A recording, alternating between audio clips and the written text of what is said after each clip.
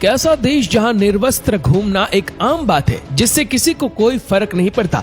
जितना यह आधुनिक मुल्क है उतना ही सांस्कृतिक भी, क्योंकि यहाँ आज भी कबीले बसते हैं। इस देश में जितने आदमी नहीं है उससे कहीं ज्यादा महिलाएं रहती है। कुदरत की यहाँ हमेशा मेहरबानी बनी रहती है, तभी तो इसकी सुंदरता हजारों मील दूर बैठे आदमी को भी आकर्षित करने में सक्षम है। इतना ही नहीं, इस देश में देह व्यापार बिल्कुल कानूनी रूप से मान्य है, जिसमें केवल 18 वर्ष की आयु के बाद महिलाएं अपनी मर्जी से इस काम को कर सकती है। अपने घर पर इसी काम के लिए वो पुरुषों को भी बुलाती है और इन्हें यहाँ पर इसकी सुरक्षा भी प्रदान की जाती है। दोस्तों, हम बात कर रहे हैं न्यूजीलैंड देश की। न्यूजीलैंड ओशियन महाद्वीप का एक खूबसूरत देश है, जिसे आप एक आइलैंड कंट्री भी बोल सकते हैं।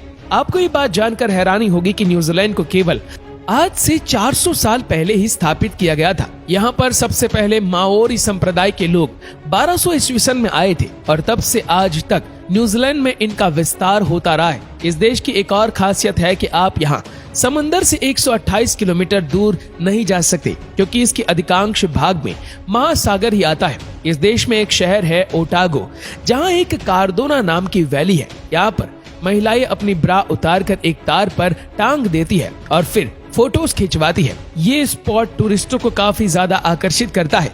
कीवी नाम का एक पक्षी यहाँ का नेशनल बर्ड भी है, जो देखने में काफी छोटा और सुंदर होता है। इस देश की आबादी काफी कम है और यहाँ केवल 51 लाख लोग ही रहते हैं, जो काफी कम है, और इसमें भी महिलाओं की संख्या अधिक है। न्यूजीलैंड 2,68,021 स्क्वायर किलोमीटर के एरिया में फैला हुआ है। करेंसी को यहाँ न्यूजीलैंड डॉलर बोला जाता है। इस देश में दोस्तों जितनी इंसानों की संख्या नहीं है, उससे अधिक भेड़ें यहाँ पर रहती है। यूं तो पूरा का पूरा देश इस सुंदरता से भरा पड़ा है, लेकिन जब बात यहाँ के राजधानी की होती है तो नाम आता है वेलिंगटन शहर का, जहाँ देश के सबसे ज्यादा लोग रहते हैं। ब्रिटेन के एक नेवी कैप्टन, जिनका नाम कैप्टन जेम्स कुक था, उन्होंने न्यूजीलैंड की खोज की थी। न्यूजीलैंड में एक शहर है और ऑकलैंड, जो काफी खूबसूरत है, लेकिन इसी के साथ साथ आपको यहाँ 50 से भी अधिक ज्वालामुखी देखने को मिलेंगे। दूसरे नंबर पर यह देश ऊन का उत्पाद करता है, जबकि पहले नंबर पर ऑस्ट्रेलिया है। आप ये जानकर चौंक जाएंगे कि यहाँ पुरुष और महिला आपस में शादी कर सकती है, और ये चीज यहाँ कानूनी रूप से मान्य भी है। इसके अलावा 16 वर्ष की उम्र में लड़का और 14 वर्ष की उम्र में लड़कियों को शादी करने की परमिशन है, परंतु ऐसा कम ही होता है और इस शादी के रजामंदी खुद माता पिता देते हैं। ये देश इतना ज्यादा खूबसूरत है कि यहाँ हर साल 1600 करोड़ रुपए सिर्फ टूरिज्म इंडस्ट्री से ही कमाए जाते हैं। यहाँ 1-2 नहीं बल्कि 3-3 राष्ट्रीय भाषा है। डेनमार्क के बाद न्यूजीलैंड ही वो देश है जहाँ के लोगों को सबसे ईमानदार माना जाता है, क्योंकि यहाँ का हर नागरिक बिना रिश्वत लिए अपना काम बिल्कुल ईमानदारी से करता है। दोस्तों, यहाँ का सबसे बड़ा धर्म ईसाई है और कुछ संख्या में एंगलियन भी रहते हैं। ये वो देश है जिसने 1893 में ही महिलाओं को मतदान देने का अधिकार दे दिया था। अधिकांश देशों में गाड़ी चलाने के लिए परमिशन 18 साल के बाद ही दी जाती है, लेकिन यहाँ पर केवल 15 साल की उम्र में ही ड्राइविंग लाइसेंस मिल जाता है। इस देश में आपको एक भी सांप की प्रजाति देखने को नहीं मिलेगी, क्योंकि यहाँ की जमीन और हवा सांपों को पनपने ही नहीं देती।